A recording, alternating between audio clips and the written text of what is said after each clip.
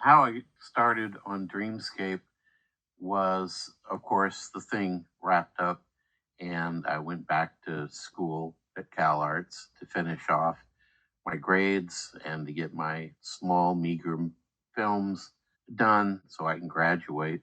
I was so glad that, several months later, Susan called me up again.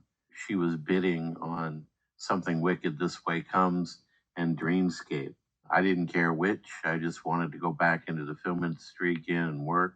So I was really excited and hoped that she'd get one of the bids. Once you get to work in the field that you love, going back to an old field just kind of made me miserable because I didn't feel like I fit in anymore to that world, and being a model maker was definitely what I was born to be. And it was so refreshing when Susan called up and said, "We got a job, and it's called Dreamscape." She wanted me to build this set. It was 4 by 10 feet, and that would house all the ruins of this city that she wanted me to build or help build. Obviously, she was a key component in all of this, and as well as in the art direction of it. My first job after building the set was to build a building, and it was fairly big, probably 1/24th scale of the Hiroshima building, the famous one that stood right at ground zero. And Susan came in and said they saw it, they didn't like it. So there was a problem. She had bought several HO train scale plastic buildings, and she went in and she stressed it all, made it all look kind of broken up and everything. And she went out and bought light poles and train scale cars, which were not really finished. The director and the producer came over when I wasn't around, and they did not like what they were seeing. The way Susan had interpreted it was going to be actual three-dimensional buildings that were stressed and destroyed, in their different positions. And they didn't want that. They wanted something else. So we proceeded to do other things that were trying to get the look that they wanted. They just really didn't seem to want anything that we were showing them. So, in desperation, all the rubble that I had made, Susan just took it and just tossed a bucket load full all across the table and spray painted it black, ultra flat black. And when they came in, they took one look at it and said, "Yes, that's exactly what we want." So then she changed and had me start making what we called rubble patties, like, you know, pancake patties type of thing, and making these all different scale sizes so that we could just place it on the model and not have to worry about always putting all this rubble down and then cleaning it all off. So that was fun. Also, in that mix, I would take different scaled plastic I beams. I'd buy at Kitcraft and take a heat gun and heat them up and bend them and twist them and put them into, and that would help. It helped would sell these patties, as we called them. We had to make the Lincoln Memorial. That was kind of a big undertaking because it was about almost 2 feet by 11 inches.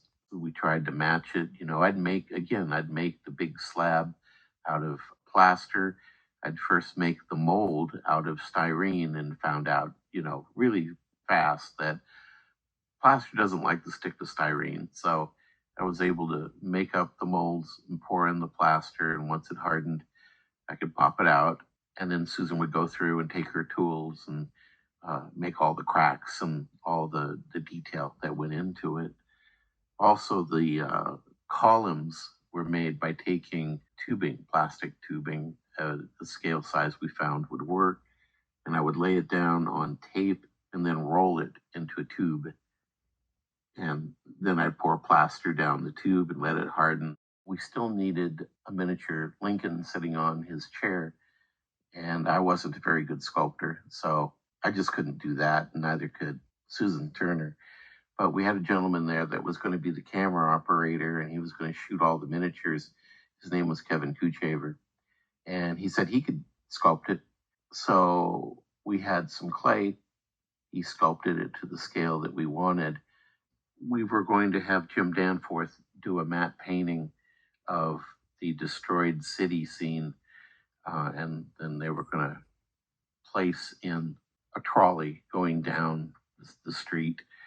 And I guess things weren't looking good as far as uh, the situation. And Jim Danforth really, when he was hearing this, didn't want to work on the picture then.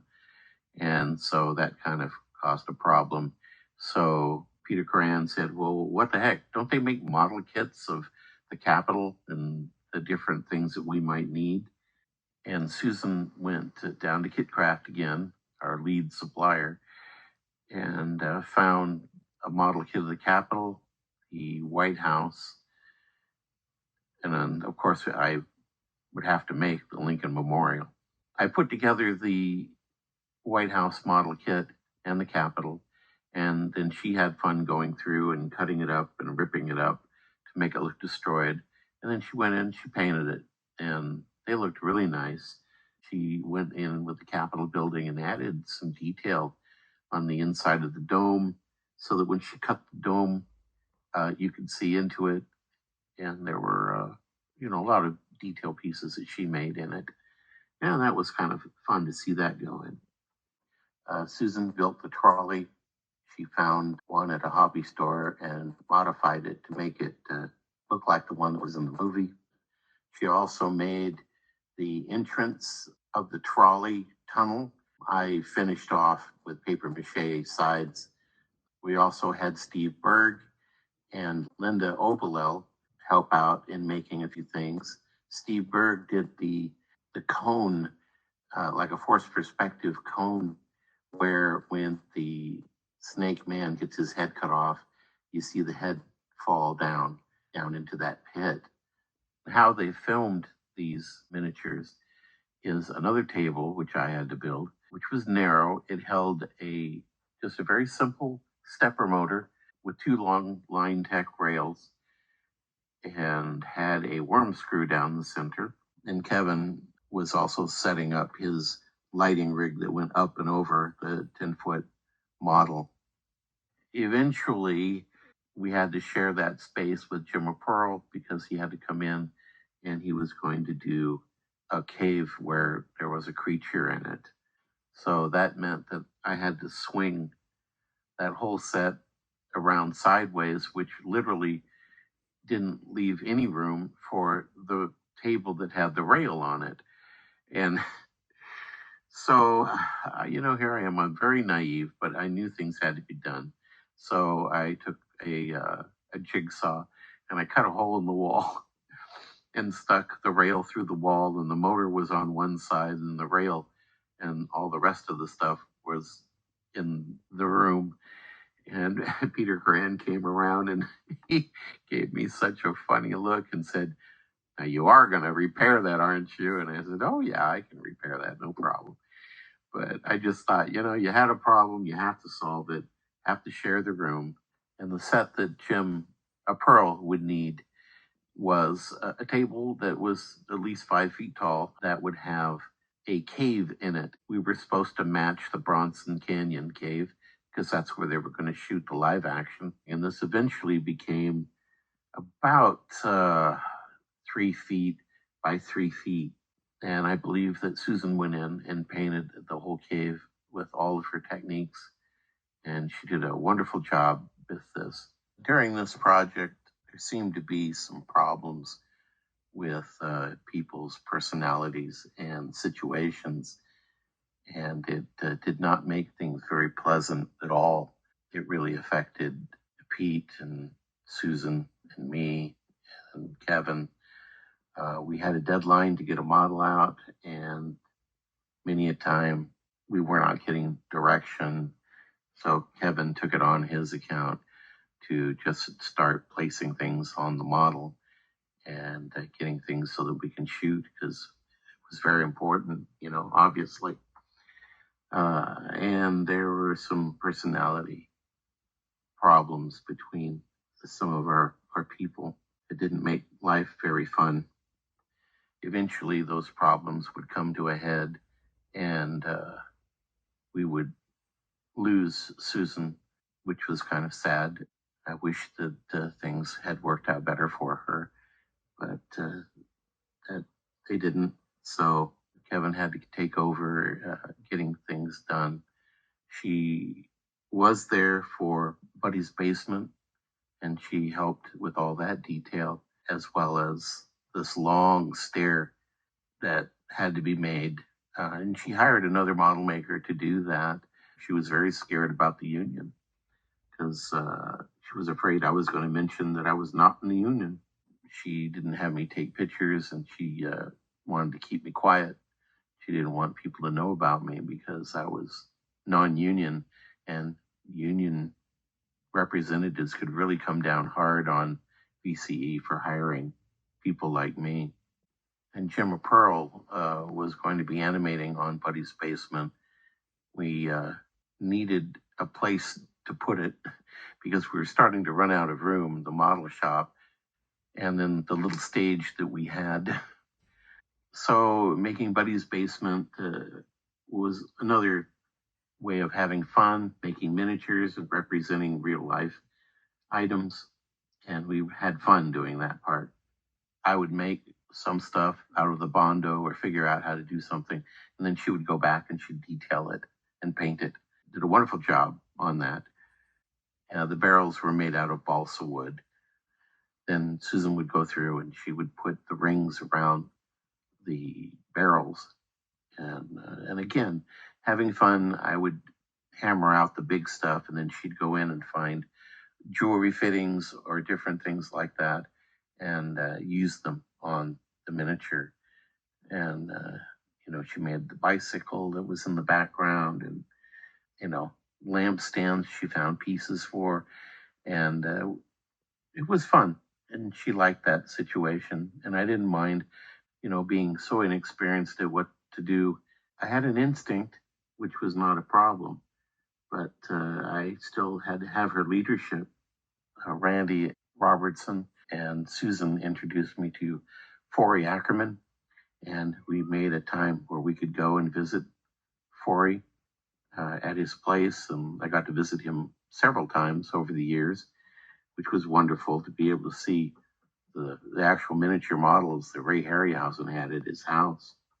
Steve Cherkis, I believe he sculpted these 4 heads, puppet heads of the snake monster for the cave sequence. I believe they were going to use some close-ups of this thing biting somebody. And we needed kind of a rubble set. And I got around to making it, and we did a test, but it just didn't seem to work very well. So that was canned. Pete came in and told me that they needed the back of a trolley where the head changes. I scavenged around and didn't cut out something just kind of makeshift as to what it was. And then the makeup people that were doing all the makeup came over and grabbed it. I don't even know if it was quarter scale. It could have been 3/4 scale that I made it at. So all in all, I worked on this film. It literally took a year to make for us, which is the longest that any special effects company would work on anything, especially one so cheap. Pete had put in a bid for a Buckaroo Banzai because they needed a jet car to come out of a mountain, and they wanted to do that in miniature. And he said, well, since Susan wasn't around and they got the job, can I do it? And I said, well, I don't know. I'll see if I can do that because I've never sculpted anything. Although I did have a lot of rubber pads that I could put plaster in and make up a mountain. But Buckaroo Banzai was another story.